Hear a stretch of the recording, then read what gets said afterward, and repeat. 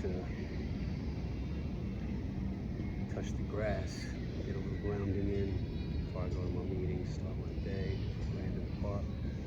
This wasn't planned, something my heart felt, my gut said go. Sometimes that's what we gotta do, you know? When you feel it, just go for it. Get into it. Your body's calling, saying you need it. Listen.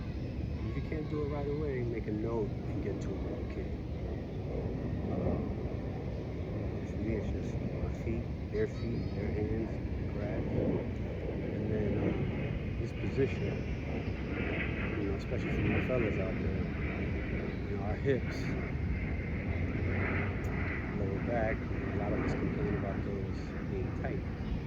And if we can't sit in this position, that's, you know, the telltale sign. So I also have a morning routine where I do this, so I'll make sure I share that with y'all soon too. Yeah, man, get some grounding in.